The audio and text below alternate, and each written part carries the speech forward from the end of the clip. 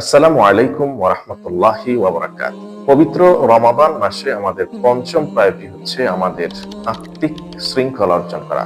প্রত্যেক ব্যক্তি মাত্রই আমরা অন্তরের কিছু খারাপ এবং মন্দ চিন্তা দ্বারা আক্রান্ত, যেগুলো থেকে মুক্তি অর্জন করা ছাড়া প্রকৃত অর্থে আমরা কখনোই সফল হতে পারি না।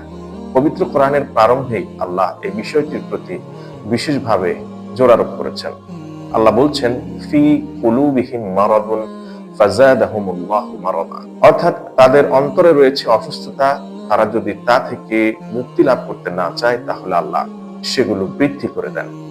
অন্তরের মাঝে লুকিয়ে থাকা সকল খারাপ চিন্তা থেকে মুক্তি অর্জন করাকে আরবি ভাষায় তাজকিয়াতুন নাফস বলে। এ সম্পর্কে কোরআনে আল্লাহ রাব্বুল আলামিন স্পষ্ট ভাষায় বলেছেন, ক্বাদ আফলাহা মান যাক্কাহা। অর্থাৎ ওই ব্যক্তি সাফল্য লাভ করেছে যে ব্যক্তি তার অন্তরকে পবিত্র করতে পেরেছে। আল্লাহ রাব্বুল আলামিন আরো বলছেন, ওয়াকাদ খাবা মান দাসসাহা।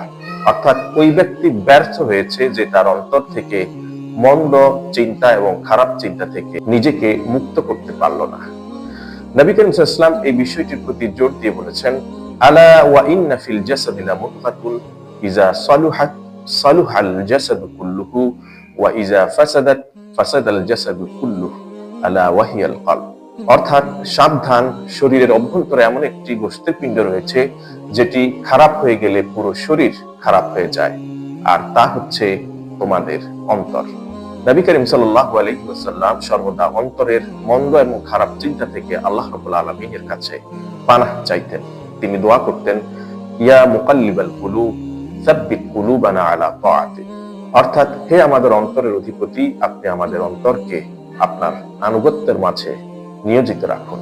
যে সকল মন্দ চিন্তা এবং অভ্যাস আমাদের অন্তরকে বিপদগ্রস্ত করে তোলে তার মধ্যে রয়েছে হিংসা, বিদ্বেষ, লোভ লালসা, অহংকার, অহমিকা, রাগ, ক্ষোভ, গীবত ও পরনিন্দা এবং কুধারণা করা।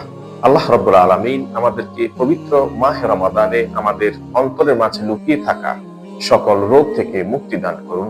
আমিন। সালামুল্লাহি আলাইকুম ওয়া রাহমাতুহু ওয়া বারাকাতুহু।